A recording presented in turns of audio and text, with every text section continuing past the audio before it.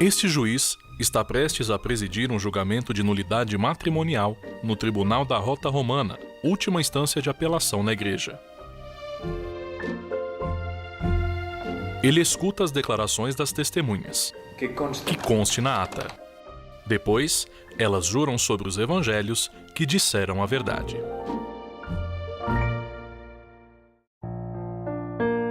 Todos os anos, milhares de casais em todo o mundo pedem à igreja para declarar nulo seu matrimônio. Um número maior ainda se divorcia. Outros simplesmente se separam. Com tantas separações hoje em dia, amar para sempre parece algo impossível. Isso é verdade? O amor pode acabar? Quando estamos namorando, acreditamos que tudo vai dar certo, que não teremos problemas. Mas a realidade é diferente. Os casais passam por etapas, por ciclos, que começam com muita paixão, muito romance, mas depois vêm os momentos de desilusão. Eles se encontram com problemas, brigas, infidelidade, constatam que a outra pessoa não é como se imaginava. E então chega a desilusão. Infelizmente, muitos casais não superam essa fase. Isso é sempre assim? Todos os matrimônios passam por momentos críticos? Não necessariamente há grandes crises no matrimônio. Muitas vezes elas não acontecem, mas sempre há pequenas crises. O importante é nunca perder de vista que você o ama ou a ama. E como vocês se amam, certamente é possível encontrar a forma de superar essas dificuldades. Se você acha que isso é impossível, então você mesmo está colocando as barreiras para não amar e não ser feliz. Nós passamos por crises. Tivemos crises como todos os casais, mas nunca pensamos se deveríamos continuar juntos ou não. Sempre nos perguntamos como fazemos agora, como resolvemos o problema. Muitos namorados acham que amar é suficiente, que o matrimônio vai dar certo sozinho, de forma natural. Depois de casar, não pense, já consegui. Você não conseguiu. É preciso lutar todos os dias, cada um deles. Trata-se de conquistar uma vitória diariamente, conseguir um dia a mais. É uma luta para todo mundo. É contínua, graças a Deus. Quando a luta terminar, é porque você morreu. O esforço no matrimônio não termina nunca. Para os que já estão casados, posso garantir que é muito mais fácil tentar manter-se unidos do que estar guardando ressentimentos, brigando e discutindo. Estando unidos, vocês gastariam a metade da energia que precisam para viver separados, prejudicando as suas próprias vidas e a dos seus filhos. Vale a pena um pouco de esforço para manter a união. Julie sabe do que está falando. Ela quase se divorciou do seu marido, Frank. Tive uma aventura durante 9 meses com uma mulher no trabalho. Nós vivíamos vidas totalmente separadas. Chegamos a estar separados 2 vezes. Moramos separados, tendo 2 filhos pequenos. Nosso casamento estava a 5 semanas de um divórcio final. Estávamos prestes a terminar e a separar nossos filhos do pai e da mãe deles. Fui a uma consulta atrás do divórcio ou de uma confirmação da minha decisão de me divorciar. Mas Deus tinha outros planos. Nós já vimos milhares de casais que se reconciliaram mesmo depois das situações mais desesperadoras. No entanto, esse caminho não é fácil, nem rápido. O que deveria ser feito diante dessas situações dramáticas? Pedir conselhos e procurar ajuda de quem possa realmente orientar o casal a refazer tudo aquilo que foi destruído pelo orgulho humano e pelas feridas causadas mutuamente. Nesse sentido, é muito importante procurar o conselho dos sacerdotes ou centros de orientação familiar, que a igreja e a sociedade possuem para ajudar a superar as crises no casamento. Graças à ajuda de grupos de orientação familiar, a Isabel e o Humberto conseguiram salvar o casamento deles. Nós achávamos que era o fim, mas recebemos ajuda. Alguns casais que têm dedicado suas vidas para ajudar outros casais nos ajudaram nesse momento. Nós conseguimos passar por isso. Nós nos demos as mãos literalmente e dissemos: vamos dar as mãos e enfrentar essa situação. Nós achávamos que não poderíamos recuperar a confiança. Mas nos disseram assim: primeiro, olhem para Deus. Pensem nele e peçam a Ele que construa um novo relacionamento para o casal.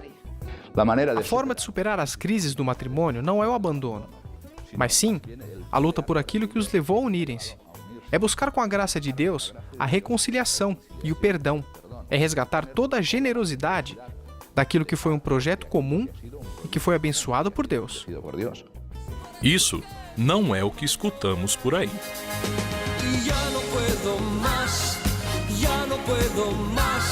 Não aguento mais. Essa parece ser a mensagem. Essa é a mensagem. Não aguente. A mensagem deveria ser aguentar, ceder, perdoar, que você seja perdoado. Muitas vezes você pensa no que o outro fez de errado. Não pense nisso. Faça um autoexame todos os dias. Agi mal aqui, amanhã vou agir melhor. Assim, os problemas vão sendo superados. O que não vale a pena é o que querem nos vender, a ideia de que você não deve aguentar. O que significa isso? Uma vida de solidão. E isso é muito difícil. Aguentar sempre, até situações extremas? E se houver violência? E se as crianças sofrerem? Em casos assim, onde todas as tentativas fracassaram, a separação legal, ou de fato, pode representar um mal menor. A igreja, é claro, não pretende que os casais continuem vivendo juntos em todas as circunstâncias. A convivência matrimonial, em alguns casos, pode ser rompida, pode ser distanciada, obviamente por causas graves. São as chamadas separações. Separação sim, mas divórcio não? Por quê? Qual é a diferença? A separação é o distanciamento físico do casal por circunstâncias graves que os impedem de estar juntos, já que isso não seria conveniente para eles nem para os filhos. Existe uma suspensão ou interrupção da convivência matrimonial, mas o vínculo permanece absolutamente válido. Às vezes, a separação é uma boa opção, porque depois disso, o casal pode voltar a se reconciliar e reconstituir a convivência matrimonial. Isso é muito diferente do divórcio. O divórcio é uma ficção, porque declara que não existe algo que, em realidade, continua a existir. Não é um juiz que faz com que o matrimônio exista, e também não é ele que pode dissolver o matrimônio.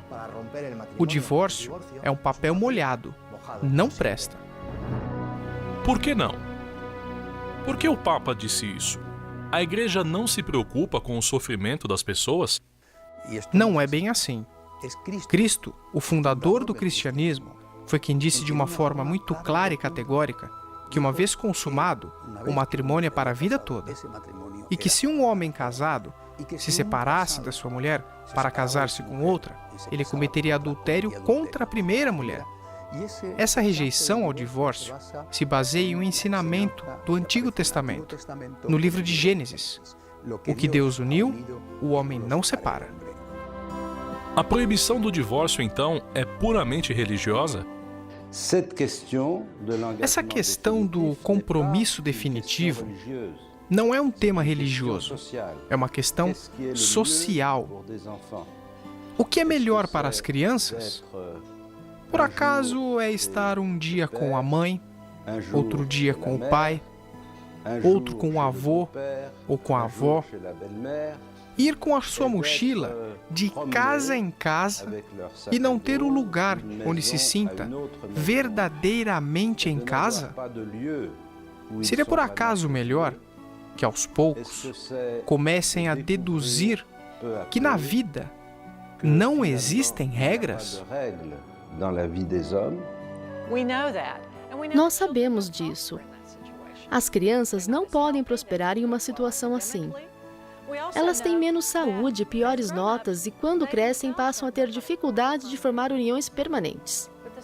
Isso simplesmente não é o ideal. Quem mais perde são os filhos. Mas a mulher perde muito, e o marido também. É um sofrimento enorme. Acho que é uma ruptura de coração, e isso é muito difícil de unir.